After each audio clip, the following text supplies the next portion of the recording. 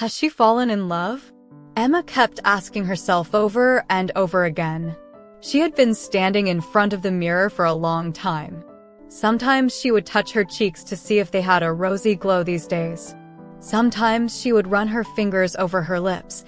A smile always seemed to flutter on them like a colorful butterfly these days. When she tried to read the expression in her eyes, it felt as if she had started living in a state of intoxication, lost in someone's thoughts with her eyelids closed. She placed her hand on her heart. It felt like it was composing a song of love. Yes, she has truly fallen in love. A beautiful phrase about love has been inscribed in her heart since childhood. Back then, she didn't understand the meaning of what was written there. But as she grew up and learned to read it, the most important word that caught her eye was love.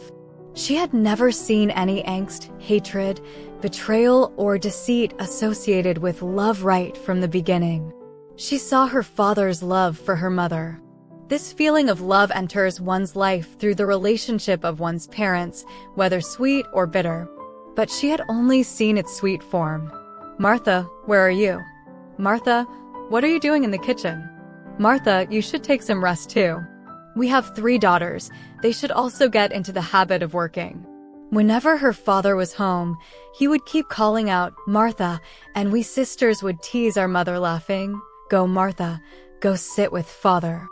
He seems so restless. You shameless girls." As mother would emerge from the kitchen, the redness on her cheeks would not be hidden from us sisters.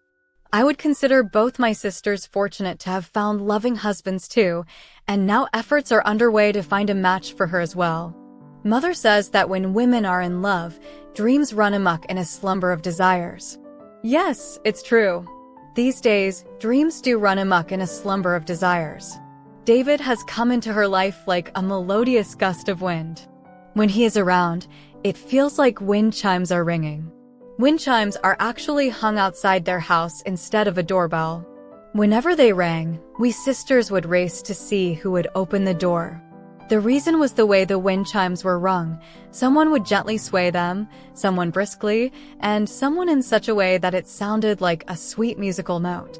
And from the chime style, they could usually guess who it was. She had met David on the train. She couldn't get a flight ticket, so she had to go by train, which was quite a hassle for her.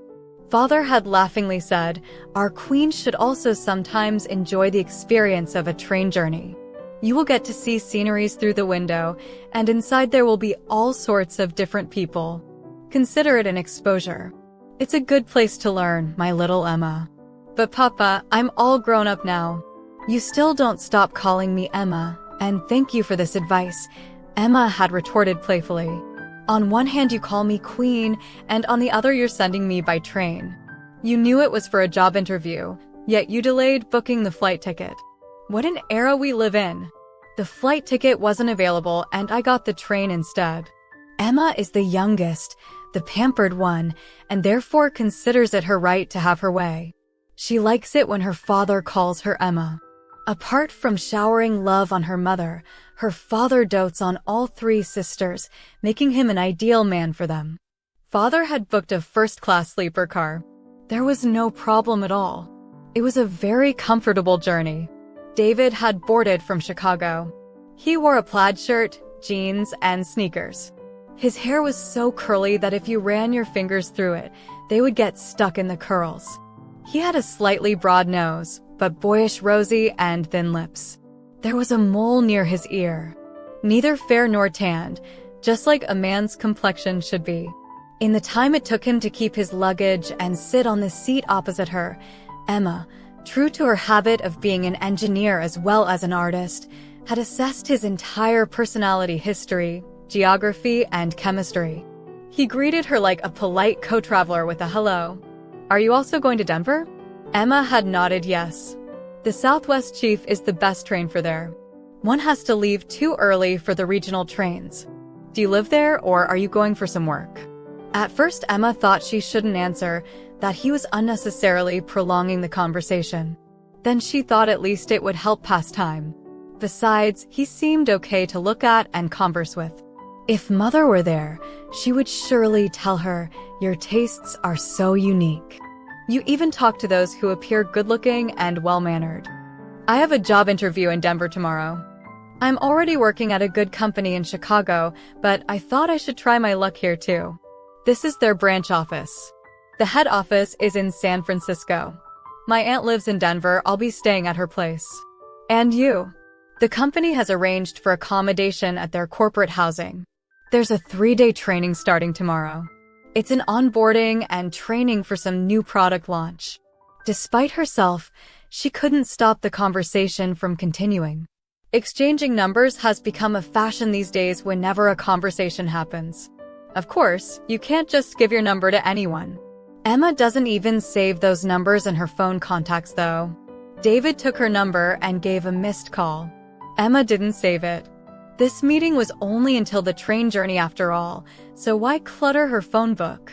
Little did Emma know that after bidding David goodbye at the Denver station, she would have to save not just his number, but him too in her heart forever. It was as if destiny had conspired to bring them together through this train journey. On the return journey too, they were on the same train again. This time in the same car, Emma had felt then that this coincidence was like a scene from a movie. She hadn't even told him when she would be returning and by which train. Father had said he could book a return flight ticket, they could cancel the train ticket, but she had refused. Why? She didn't know. Sometimes even a stranger starts feeling familiar. She doesn't know why. That return journey filled her life with the feeling she had been witnessing around her parents since childhood. No one has the answer as to why someone starts feeling good. She doesn't have it either. But what exactly did she like about David? What is it about David? When the snack car attendant brought coffee, David asked, "Don't you have reusable mugs? Make this train more eco-friendly too." Emma looked at him in surprise. Reusable mugs? She could never drink coffee in those. She started sipping her coffee from the paper cup. "I enjoy everything that others find uncouth or strange." Your face shows that the idea of drinking coffee in a reusable mug seems strange to you. David laughed loudly and Emma blushed. But laughing that loudly is not part of her dictionary of etiquette. One should live life openly. It has its own joy to spread the wings of desire and fly. It's right to live with manners and etiquette, but living by suppressing oneself or thinking about what others will think is not my cup of tea. You should also try this philosophy sometime. It will feel good. I certainly will, Emma seemed to tell herself. Has someone started feeling good? Mother asked the next morning after she returned home. How did you know? Emma asked in surprise. Women never secretly love. That's why their love can be read like an open book. So I realized too. And who can understand love better than me? Mother had blushed like a teenage girl while saying this. It's good that you chose yourself. No need to set you up on dates now. When are you introducing him? Tomorrow. David's words were ringing in Emma's ears like the sweet notes of a wind chime. I'll call you. Let's meet somewhere tomorrow evening. Wherever you say. From now on, you'll remain lost in dreams like a desire. Just come over to the house, Emma had said. That evening, as soon as the wind chimes rang, the melody of love resonated inside the house too. Though the wind chimes were rung forcefully, she neither frowned like before, nor did she mind. She knew it was David at the door. Loved Emma and David's train romance? Smash that like button. Share this heartwarming tale with your friends and family. And subscribe to never miss another swoon-worthy love story from me. Like, share, subscribe, join the journey celebrating life's unexpected romantic detours.